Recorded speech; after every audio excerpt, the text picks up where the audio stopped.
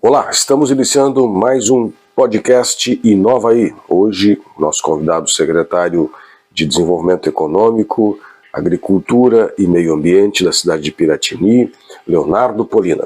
O secretário Leonardo é um secretário jovem, que tem uma boa formação, e por isso nós vamos tratar hoje de uma outra temática que não é exatamente o desenvolvimento do município, mas sim sobre a juventude e as perspectivas para o futuro, aí sim, dentro das nossas cidades e dos nossos municípios.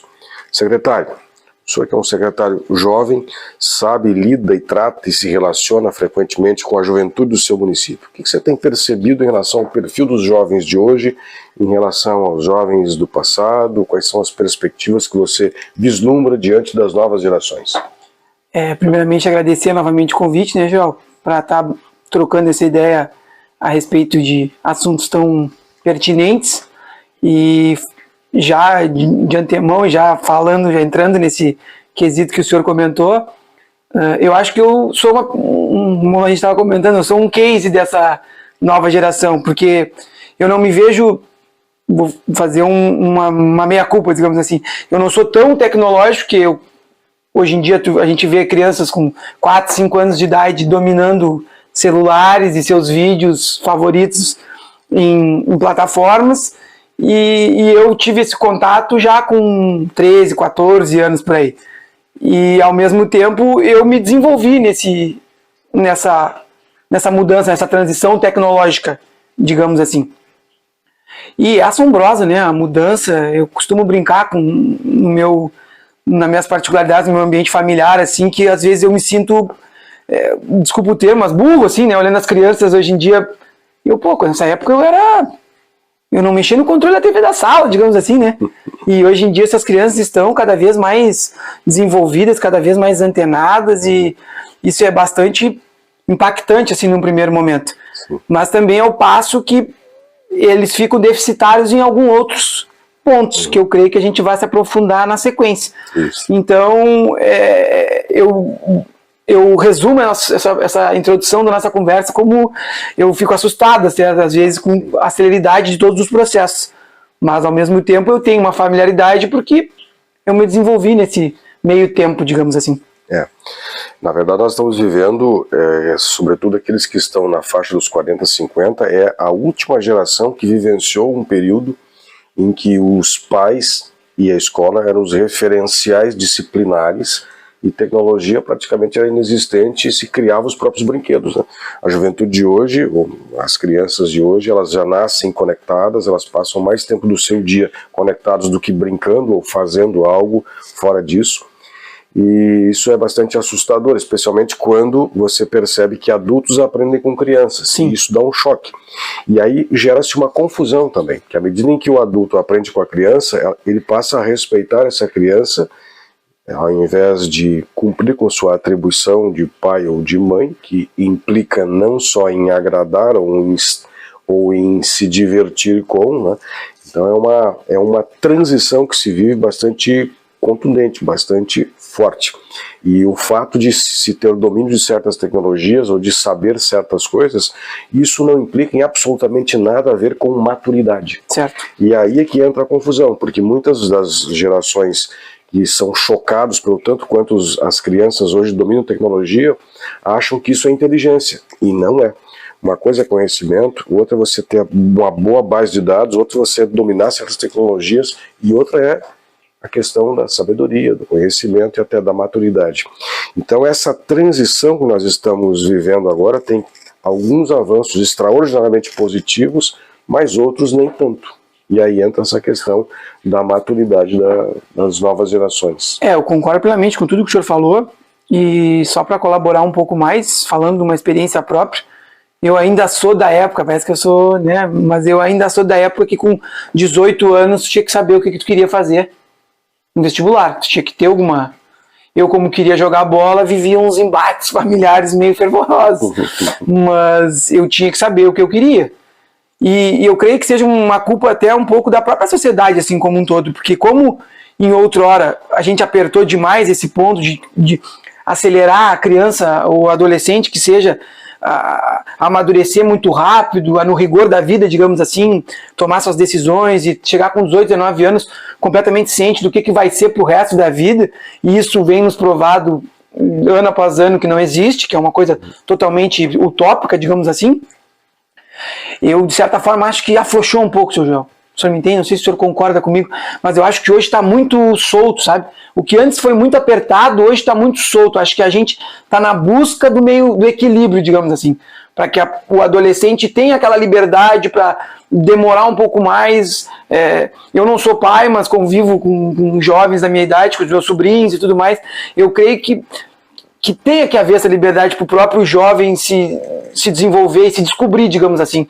Só que ao mesmo tempo, tu tem que ter uma certa cobrança, porque, como o senhor bem disse, essa prepotência, digamos assim, entre aspas, que o jovem está criando porque domina a tecnologia, acha que é extremamente superior a uma pessoa mais velha. Eu vivo isso no dia a dia com meus pais, não a prepotência, mas eu vivo essa dificuldade que eles têm com as tecnologias, que, embora se esforcem muito, seguidamente meu pai, meu telefone está travado, ou me baixa aquele arquivo, ou alguma coisa nesse sentido, porque é muito mais difícil. O senhor pode colaborar ainda mais comigo nesse aspecto. É muito mais difícil o senhor aprender alguma coisa depois de uma certa idade. Vai aprender a tocar violão depois dos 30, vai aprender a fazer alguma arte em barro, algum artesanato depois de uma certa idade.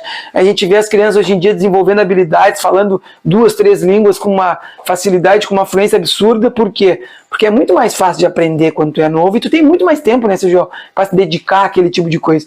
O senhor muito bem disse que hoje em dia qualquer ambiente que a gente vá, público, a gente vê crianças debruçadas em cima de tablets, em telefone. Quando o senhor, quando criança, teve essa liberdade de fazer o que bem entendesse, a hora que quisesse, da forma que fosse? Então eu creio que esteja muito baseado nisso, esse nosso momento atual. Não, de fato, nós vivemos durante um período muito significativo de um não pode nada e caminhamos para um pode tudo. Então nós saímos de um extremo, fomos para o outro. É um movimento pendular que a sociedade brasileira experimenta, né? Nós saímos de ditaduras militares, nós saímos de demandas religiosas, de conteúdos e questões muito rígidas, e fomos para uma espécie de liberalismo excessivo. O ponto de equilíbrio é que nós precisamos chegar, né? E o ponto de equilíbrio é necessário que se construa. Então você tem toda a razão. Secretário, é muito comum quando a gente faz as pesquisas de intenção de possibilidades vocativas dos nossos jovens, que muitos venham a se identificar com a atividade ou de TI, mas especialmente ainda muito do futebol. E o senhor teve uma experiência, foi jogador profissional de futebol. Fale-nos sobre isso e o tanto quanto muitas vezes, às vezes se percebe que o jovem acaba se iludindo um pouquinho, achando que tudo é maravilhoso, que fazer o que gosta e ganhar dinheiro, que é algo importante, não é trabalhoso, mas no fundo tem que trabalhar muito para poder fazer muito o que é necessário para poder também ter essa possibilidade de crescimento, não é isso? Perfeito. Um belo ponto o senhor tocou, e eu já vou começar a desmistificar para mim a primeira contradição que existe, como é que eu vou dizer, de forma cultural, que diz que descubra o que você gosta de fazer, que o senhor não trabalhará um dia. Isso para mim é uma das maiores balelas que existem, porque independente de fazer o que tu gosta, se tu não trabalhar, tu não vai alcançar aquele grau de excelência nunca, né? Acho que o senhor concorda comigo. E a questão que o senhor comentou do mundo esportivo, digamos assim, eu fui um sonhador, né? Na minha época era o Ronaldinho Gaúcho, então eu sonhava em ser o Ronaldinho Gaúcho, e eu nunca tive, como é que eu vou dizer, eu nunca tive uma proibição dentro de casa, assim, do tipo, não joga bola, mas nunca fui instigado a alimentar muito aquele sonho, tendo em vista o que o senhor comentou. É um mundo complicado, né? Às vezes a gente vê esses grandes jogadores na televisão, ganhando fortunas, ganhando milhares de dinheiro, e acha que aquilo ali é simplesmente, vou ali, vou jogar e vou ser aquilo ali. Primeiro, é muito difícil chegar. Muito, muito difícil chegar. Se a gente for se basear em dados no Brasil, menos de 5% dos jogadores têm uma renda superior a 50 mil mensais. A gente pega aí jogadores mundialmente, que hoje, se eu não me engano, é o francês Kylian Mbappé, que ganha quase 50 milhões de euros por ano só do clube, fora contratos publicitários. aí tu almeja aquilo ali para tua vida, mas muito poucas pessoas vão conseguir chegar. Funil. É um funil, por quê? Porque depende de muitos fatores para que tu consiga chegar nesse ápice da tua carreira. Não é, às vezes, só o talento e a dedicação. Lógico que isso é muito importante, extremamente importante, mas tem muitos outros fatores que conspiram para que tu consiga chegar no topo. Eu agradeço muito o que eu vivi, mesmo não tendo sido um jogador tão famoso, tão renomado, pelo que agregou na minha vida pessoal, profissional, o que me mostrou o mundo do futebol, né?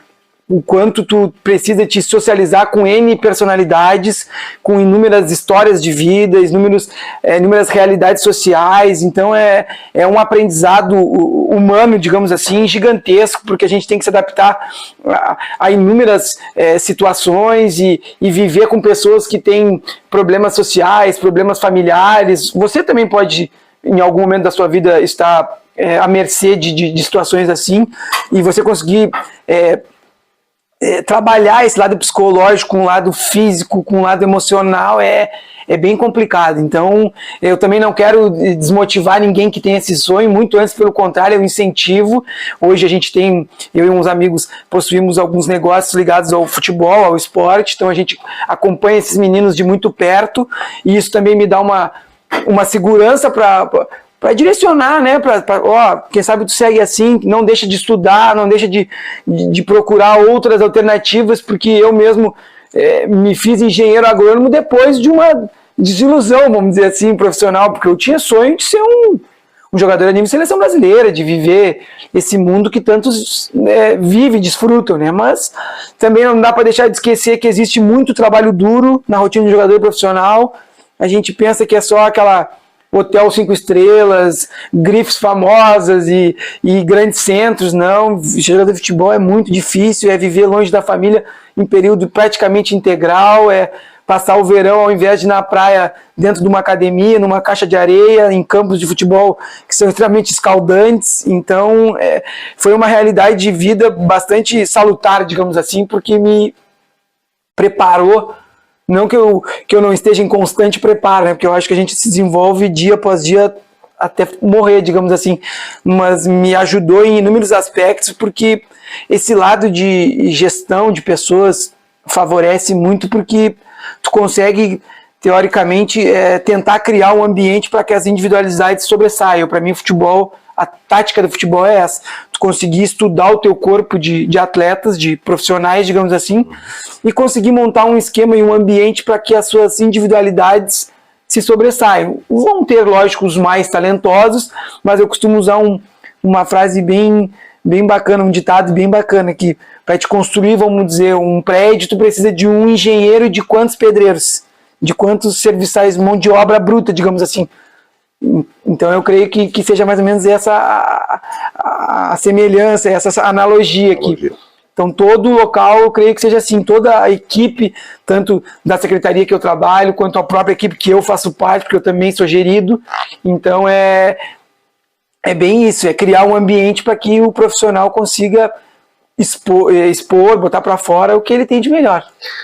A vantagem do esporte, até porque é uma atividade normalmente, as suas devidas exceções, a maioria delas é coletiva, ela te traz grandes ganhos de aprendizagem em função dessa experiência, da necessidade da disciplina, do treino, da organização, e isso inevitavelmente se leva para a vida organizacional, privada, pessoal, né, como você estava dizendo. Então acaba repercutindo nos outros aspectos. Então poderíamos sugerir para os nossos jovens que sonham em ser jogador profissional, primeiro, não desistir do sonho. Nunca, nunca. Segundo, não fechar as outras portas, porque o funil é muito estreito, né? E terceiro, o aprendizado que se obtém no esporte, ele é aplicável em qualquer segmento da vida. E como eu disse para o senhor, eu sigo vivendo o esporte, né? Eu sou um atleta amador, ativo, digamos assim.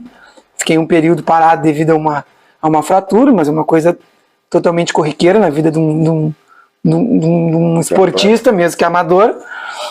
Mas vivo constantemente, circulo toda a região lá sul, jogando em inúmeros municípios, e isso nos traz uma abertura de leque assim gigantesca. Eu tenho amigos em inúmeros locais, muito em virtude do esporte como um todo.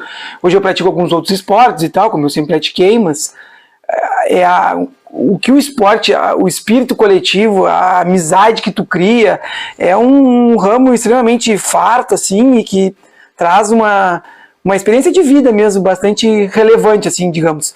E a verdade é que o futebol, como um todo, assim, nos faz entender que a equipe é muito importante, que sozinho tu não vai a praticamente lugar nenhum. Os maiores empresários, maiores fortunas criadas mundo afora, por mais que sejam encabeçadas por uma pessoa, se o senhor for na essência, dificilmente essa pessoa se desenvolveu sozinha. Ela foi criando exponencialmente, mas foi crescendo, então eu acho que é tudo de tu saber dividir as derrotas, saber dividir as vitórias, que é o mais importante. Eu acredito que isso seja um fator crucial pro desenvolver de qualquer pessoa, porque tu saber que quando tu ganha, tu não ganhou por causa tua, e quando tu perde também, tu não perde por causa tua. Isso é um problema pessoal, vamos dizer assim, eu tenho por ser muito competitivo, me cobrar muito, eu creio que isso seja algo que me freia em alguns momentos, mas que eu trabalho para melhorar constantemente, porque creio que isso seja extremamente importante para o meu desenvolver, e é como o senhor falou, eu acho que tudo na vida está passando por um processo, assim, né, como a gente comentou no início ali. Eu mesmo sou político há 1 ano, vamos dizer assim. Então, a própria política, o senhor pode falar juntamente comigo nesse aspecto, que a própria política está tendo um panorama diferente, está tendo uma rejuvenescida, digamos assim, né? Muitas pessoas dizem, a política nova é a política velha. Não, eu sou da teoria que ou a política é boa ou a política é ruim, independente da faixa etária. Então, esse conflito que se tenta criar do mais velho com o mais novo, do experiente com o tecnológico, digamos assim, é algo que não me pega muito, porque eu tenho aquela coisa comigo assim de que, tipo, eu não faço o que meu pai fazia, eu faço o que meu pai faria hoje. Então eu não posso comparar o que eu tive de oportunidade com as oportunidades que o meu pai teve. E ao mesmo tempo eu sento para conversar com meu pai sobre assuntos profissionais e pessoais, e o meu pai me dá um nó de tudo que é lado, entendeu? Então eu creio que seja essa união, essa comunhão de gerações, de ideias e de visões, mais especificamente falando, que seja o clique do nosso momento atual. Isso, inclusive para o efeito de equipes profissionais nas organizações, recomenda-se que as equipes mais competentes sejam aquelas que consigam congregar essa diversidade, tanto de opiniões quanto até mesmo de idade. Porque sim, há uma tendência de que quem tenha mais idade se torne um pouco mais conservador, mas tendência não é destino. Há uma tendência de que os jovens sejam mais inovadores, mas tendência não é destino, né? Então, às vezes a gente percebe que existem jovens que pensam como velhos e existem idosos que são mais joviais. Perfeito, concordo plenamente. De modo que hoje a média de idade dos CEOs das startups no Brasil é de 52 anos. Já foi 24, 30, está em 52. Então é porque as startups estão envelhecendo ou tem mais pessoas com mais idade que também têm uma disposição jovial para pensar diferente. E aí tem isso, às vezes, é claro, quem é mais jovem e tem menos a perder, digamos assim, corre mais riscos com mais facilidade, isso é da vida, é do próprio instinto da nossa espécie. Isso é um favorecedor para determinados projetos, ideias, coisas novas, porque eles vão estar mais abertos para isso. Sim. Por outro lado, a experiência também contribui, desde que ela não atrapalhe, porque para algumas áreas a experiência ajuda muito, para outras a experiência atrapalha. Porque o cara já sabe tanto aquilo que ele não está disposto a testar por um outro caminho, a buscar uma nova forma, ele vai duvidar de tudo, né? Então, para algumas questões de inovação, às vezes é preferível não ter experiência, inclusive, porque é um facilitador. De qualquer sorte, para as nossas organizações, o ideal é o equilíbrio, né? Você ter mais do que uma geração, convivendo no mesmo espaço, trocando ideias, diferentes opiniões públicas e etc. E você tinha trazido um assunto ligado a isso, que me parece muito oportuno. Há também, no âmbito da política, muitos jovens que estão ocupando cargos importantes e eles estão, de fato, renovando o processo, né? Política nova, com pessoas que também são novas, é possível, assim como existem pessoas mais maduras que fazem políticas novas. Mas eu vejo com surpresa muitos jovens ocupando cargos de prefeitos, secretários, deputados, né? E tu percebe um vigor, um entusiasmo, um olho que brilha diante de um projeto inovador, né? Isso tem sido bastante importante para o desenvolvimento do próprio país. Sim. Eu me considero, digamos assim, como político, agora que estou, um conservador liberal, digamos assim. Eu creio que a gente tenha que ter apego a alguns, como é que eu posso explicar, alguns pré-requisitos, assim, que cada um tem, as suas prioridades, seus gostos, digamos assim, suas preferências, mas ao mesmo tempo, como o senhor comentou, a gente tem que estar aberto a tudo que é tipo de informação, a tudo que é tipo de opinião. Ainda há poucos dias eu estava escutando, por coincidência, um podcast de um candidato à presidência atual do nosso país, ao qual eu não simpatizo muito. E o meu pai, passando de relance, eu estava com o áudio aberto, estava sozinho em casa, ele chegou e eu não havia me dado conta, e ele comentou com estranheza, assim, o que te deu que tu está escutando esse cara, né? E eu digo, pai, para mim é muito importante escutar quem discorda de mim, porque ou ele vai me fazer eu trocar de opinião, ou ele vai me dar mais força para mim seguir acreditando naquilo que eu defendo. E eu acho que isso que o senhor comentou a respeito da mudança de perfil de político hoje, muito dá-se em virtude daquela questão de tipo, eu não gosto, eu não concordo com a política que estava acontecendo no âmbito nacional, estadual, como um todo, assim. Só que enquanto eu não me dispor a fazer alguma coisa para que isso mude, eu vou seguir sendo governado por alguém que eu não concordo. Então, foi muito rápido assim, o convite e a questão para mim assumir o cargo que eu exerço hoje, e só que o meu sim foi muito rápido também, porque eu creio que são oportunidades que a vida nos apresenta, e eu que sempre fui muito... gostei muito, busquei muitos desafios na minha vida, creio que esse seja o meu maior desafio, disparado.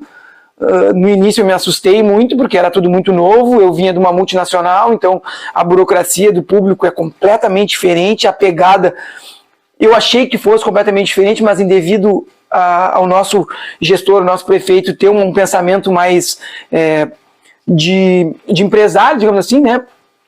Ele nos cobra, ele nos tem uma dinâmica de dia a dia assim, muito parecido com o privado, então isso me trouxe uma segurança para mim desenvolver, embora tenha alguns percalços ao longo da minha trajetória até aqui, mas isso é totalmente normal. Hoje eu sei que isso faz parte do processo, mas eu creio que seja bem isso, assim, eu acho que vai aumentar cada vez mais esse tipo de perfil de jovens preocupados com o rumo que a nação está tomando, e vendo que sentado no seu computador, no seu escritório, dentro da sua empresa, dentro do seu negócio, não vai adiantar, porque embora a iniciativa privada em trabalho conjunto com a pública tenha uma relevância extremamente gigantesca, sozinho ninguém faz nada.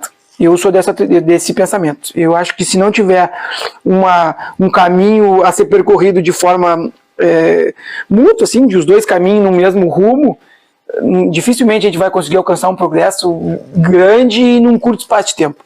Só que, como a gente vinha comentando, eu creio que isso seja cada vez mais comum, cada vez vai se expandir mais, e com isso a própria iniciativa privada vai entrar com mais força no público, porque sabe que a conduta é mais séria, é uma conduta mais profissional, digamos assim, porque aquela coisa de político por profissão eu acho meio utópica também, não defendo muito. Eu creio que tu deva se desenvolver ao longo da tua vida, com a tua carreira, e tentar trazer isso para dentro do público e fazer com que isso se expanda e seja usufruído da melhor forma possível.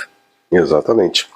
Tanto que essa visão de somatório de forças, ela está muito correlacionada à chamada tríplice hélice do desenvolvimento.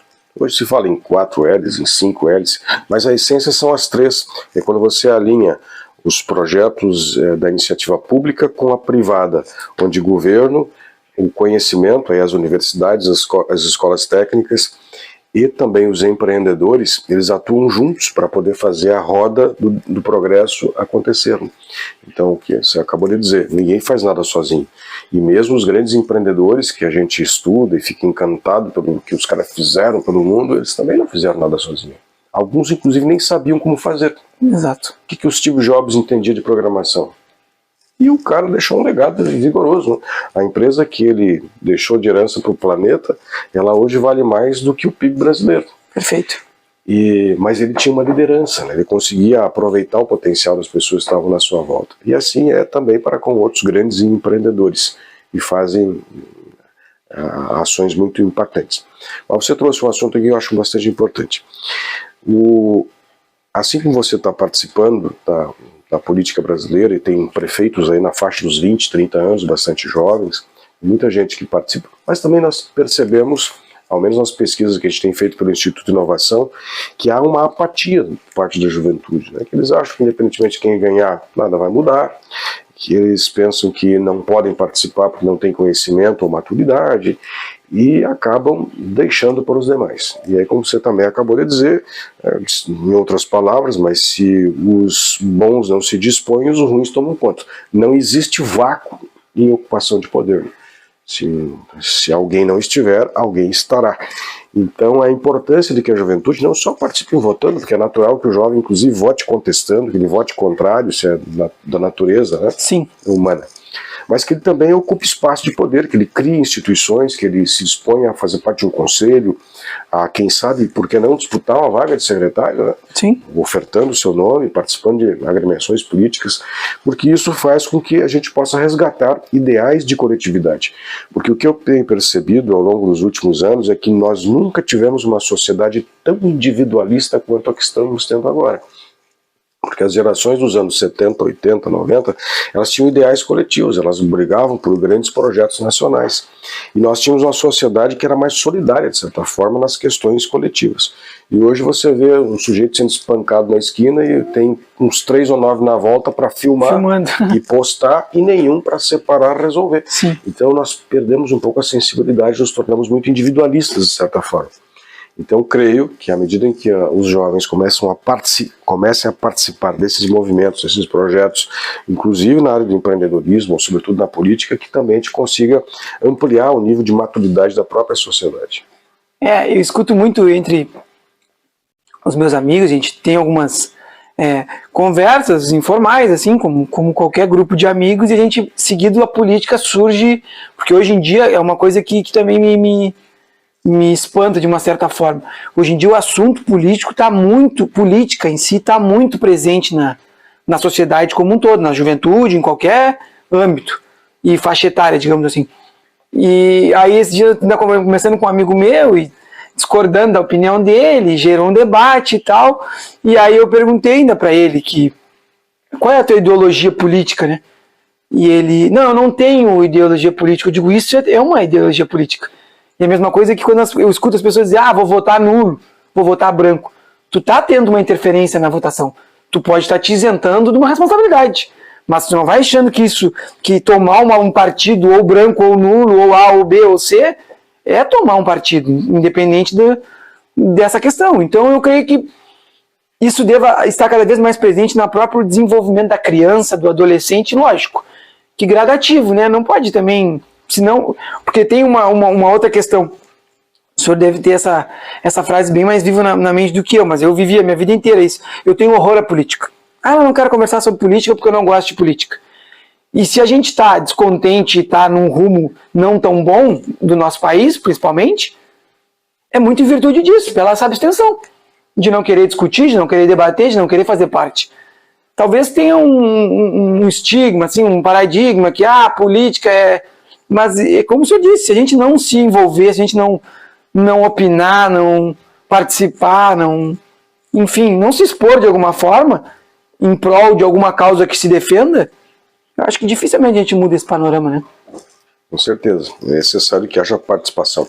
Nós observarmos as sociedades desenvolvidas, sobretudo as democracias da região da Escandinávia, hoje beirando a um conflito que se estabelece por lá, mas essa é uma região que maturou-se muito nessa questão da democracia, da participação das pessoas, e nós temos uma sociedade lá muito igualitária, mesmo aonde as repúblicas ainda estejam conectadas com um sistema de reinos, né? Ainda assim, a equidade entre classes, o desenvolvimento das pessoas, da sociedade e até mesmo a contribuição social de participação é muito grande. Só para ter uma noção, nós pegarmos ali tanto a Noruega quanto a Dinamarca, a média de participação em programas sociais de voluntários passa de metade da população. Ou seja, mais de 50% das pessoas lá ajudam alguma coisa para algum ser humano e normalmente não é do país deles. Sim. Então eles são muito engajados para trazer contribuições. E claro, nós somos um país onde as pessoas, de certa forma, têm uma sensibilidade bastante grande, mas é muito diferente ou muito distante desse percentual em termos de engajamento da sociedade em atividades sociais.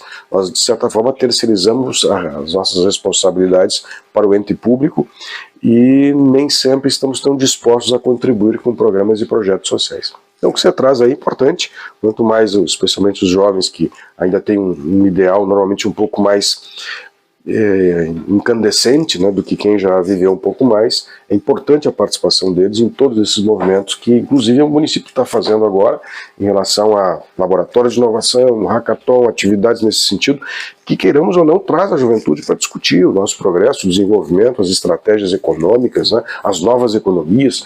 Tudo isso também congrega. Não há nenhum problema em a gente querer ajudar a sociedade e ganhar dinheiro com isso. É o chamado quarto setor. Né? Não tem nenhum problema em o camarada prosperar fazendo coisas boas. Né? Então também esses movimentos, além da política partidária, que tem os seus desgastes, a gente sabe, mas queiramos ou não, tudo passa pela política. Se hoje o Brasil está do jeito que está, tem decisão política por trás. O preço da gasolina, o preço do feijão, do arroz, tudo é impactado, por trás. Eu creio que a gente vive um momento que uma palavra que está sendo muito usada, que é a polarização, né, de opiniões. Se eu sou A, eu tenho que se eu não sou A, eu tenho que obrigatoriamente ser B. E uma das coisas que mais me incomoda agora vivendo a política é a questão de eu tomei um lado e aí o meu lado perde. Eu fico 4 anos torcendo para o outro lado dar errado, para que aquela minha opinião se sobressaia. Tipo, eu sou defensor de tese, de teoria. Não, eu acho isso muito errado. Por exemplo, eu não concordo com o que pode acontecer amanhã ou depois numa eleição, mas eu não vou ficar querendo viver 4 anos num país em decadência simplesmente para dizer, viu, eu tinha razão. Eu creio que isso aí também seja uma coisa que tenha que ser trabalhada um pouco mais, essa desmistificação, usar um pouco nossa região, nosso estado, essa granalização das coisas, de não tão lá nem tão cá. Eu creio que seja uma mescla de ideias e de ações que vão fazer com que a coisa chegue no equilíbrio que a gente tanto havia comentado. Mas o senhor deu dados e deu exemplos bastante vivos e que a gente muito fácil de evidenciar, de procurar, de comprovar isso tudo que o senhor comentou, e creio que essa seja a realidade do momento atual que nós estamos vivendo, né? Um momento de transição, um momento completamente aberto a qualquer tipo de ação, tanto inovadora como conservadora, ou quanto antiga, mas repaginada com o momento atual. Não adianta a gente pensar que o que funcionava antigamente não vai funcionar hoje. Eu acho que vai, eu creio que vai, só que necessariamente tem que ter algumas adaptações, né? A gente não precisa inventar a roda novamente. O senhor estava comentando esse tempo isso conosco. Não precisa inventar a roda novamente, mas a gente pode inventar outros fins para a roda, né? Isso eu acho que é o segredo do momento atual, assim, em tudo, em qualquer âmbito, eu penso, tanto empresarial, como político, como social, como um todo. Eu acredito que se a gente se preocupar em se solidarizar mais com o próximo, em abraçar causas que impactem pessoas que não estão, às vezes, muito nem aí preocupadas conosco, entendeu? Mas que vão refletir diretamente neles, esse seja o segredo E nesse particular, aí eu vejo com bons olhos as iniciativas da juventude hoje relacionadas às startups que têm por trás delas um necessário propósito. Então, diferentemente das antigas economias, onde o negócio era um negócio, onde ganhar dinheiro era o fim máximo e o resto não tinha importância. E hoje a gente vê muitas startups onde sim, eles querem ganhar dinheiro e precisam, mas se não tiver um propósito por trás, ou seja, que aquela atividade não gere um benefício para as pessoas, os jovens não se motivam, se estão participando dela, né? De novo está conectado ao quarto setor. Isso é um elemento importante, né? No sentido de que a gente possa fazer com que as transformações aconteçam, que a gente possa trazer isso para o nosso dia a dia, e muitas vezes as melhores ideias, elas podem não necessariamente estar no momento presente com possibilidade de acontecer. Ou seja, o momento tem que ser apropriado. Por exemplo, o fax, que veio à tona em termos de mercado nos anos 80, 90, Ele foi inventado em 1920. E por que só nos anos 80, 90 explodiu? É porque naquele momento aquela ideia não tinha aderência junto ao cidadão, né? Assim também o videofone, hoje nós temos o celular que a gente pode fazer chamadas por vídeo. Mas o videofone é muito mais antigo do que tudo isso. O videofone é dos anos 90. E por que não pegou? Porque também a sociedade naquele momento não estava preparada ainda para receber uma chamada, e aí especialmente o público feminino tem que cuidar de cabelo, maquiagem, para ver se estava apropriado para poder receber aquela chamada. E hoje nós temos ele, porque hoje nós achamos que essa formalidade toda é menos importante. Nós estamos aqui no podcast, nós não estamos de terno, de gravata, estamos num ambiente despojado. Sim. E essa questão da informalidade também é uma tendência daqui para frente. Então muitas ideias valiosas do passado, elas passaram a dar certo um pouco mais à frente, porque o momento não era oportuno e apropriado. Então isso significa que os nossos jovens sim devem, podem e precisam fomentar as suas ideias, e talvez elas não venham a acontecer agora, mas quem sabe ali na frente, quando houver uma melhor maturação do mercado ou do sistema para poder absorver aquela ideia, seja possível de viabilizar. O próprio evento que teve aqui em Porto Alegre, uns meses atrás, o South Summit, aquele, o senhor pode falar até com dados mais precisos que eu, não vou me arriscar a dados estatísticas do sucesso que foi o evento, o senhor, por favor, me ajude na sequência. Mas aquilo ali é dentro do nosso estado, aqui no Cais do Embarcadero, um evento mundial, gigantesco, onde teve apresentações de inúmeras startups, o Rio Grande do Sul com um potencial gigantesco comprovado, né? Tendo em vista os investidores que abraçaram várias ideias, e trazendo um pouco para o meu lado, o interior de São Paulo é muito desenvolvido na questão do desenvolvimento tecnológico inovador na questão da agricultura.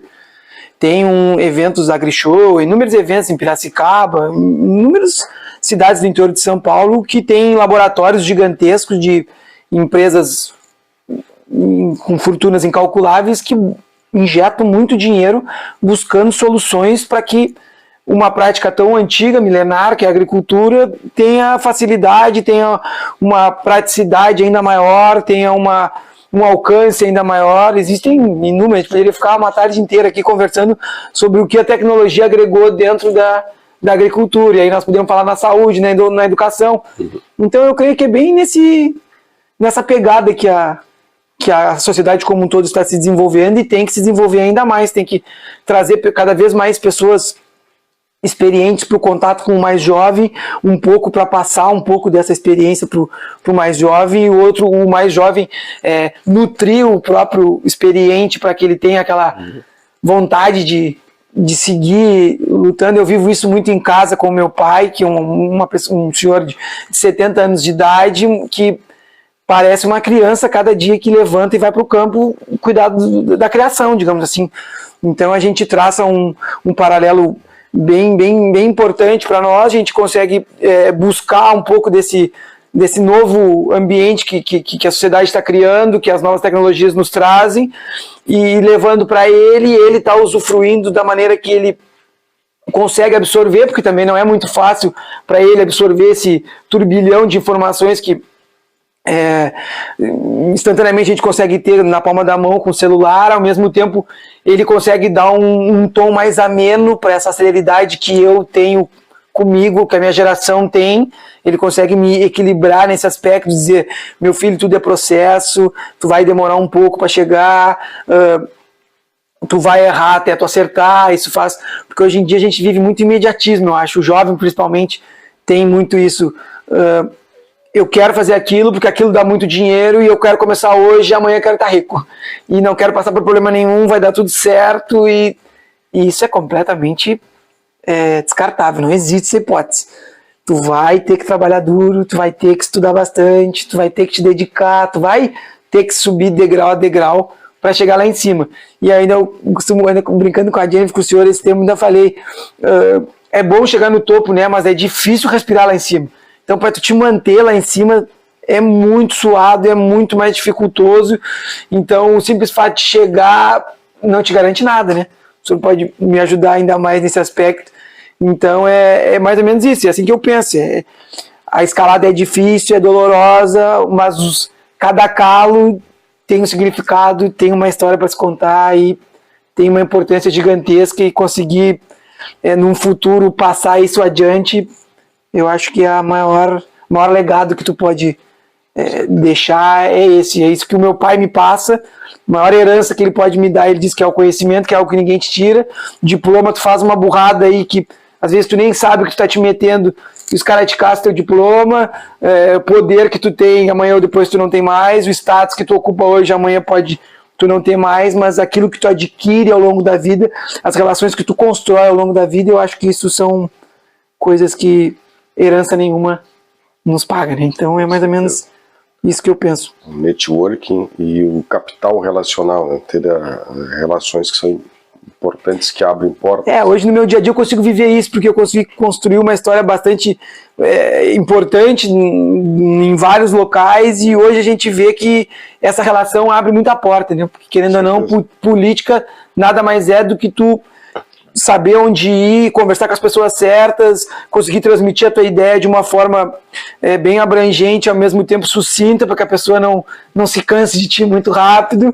E a amizade que eu tenho, esse network que o senhor comentou, me ajuda muito, eu aprendo muito com inúmeras pessoas, e isso é extremamente gratificante.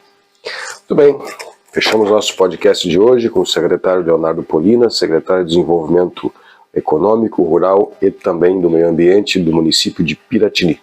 Nosso assunto hoje foi sobre novas economias, sobre a importância da participação da juventude na política, na sociedade e sobre o progresso como um todo. Secretário, muito obrigado. Agradecer mais uma vez a oportunidade, essa aula que toda vez que eu encontro vocês, tanto o senhor quanto a Jennifer, eu costumo dizer que eu tenho aulas periódicas, porque a gente aprende muita coisa, vocês são extremamente capacitados e têm um dom, uma didática para passar para a gente o conhecimento, e isso é bastante, para mim, é bastante significativo. E eu sou cheio de bordões, né? Vou lançar mais um. Eu acho que a pessoa, o curioso que não instiga isso, morre burro, e o inteligente que não repassa seu conhecimento, uma hora esse conhecimento se petrifica e tu não consegue mais desenvolver. Então vocês fazem isso com muita maestria, e eu só tenho a agradecer não só pela oportunidade de estar aqui hoje, mas por conviver com vocês diariamente. Para mim é extremamente importante, e eu creio que isso está refletindo no meu dia a dia e nas pessoas que eu consigo impactar. Para mim isso é primordial, de o quão longe eu consigo chegar e o quão máximo de pessoas eu consigo atingir. E eu sou muito agradecido, e você para sempre, pelo que vocês fazem conosco lá, tanto eu como os meus colegas, mas falando de mim particularmente, é bastante significativa a evolução que eu tenho tido desde o primeiro contato. Então, muito obrigado por tudo. Nós que agradecemos. Esse foi o secretário Leonardo Polina, do Desenvolvimento Econômico de Piratini. Até o nosso próximo podcast. Valeu.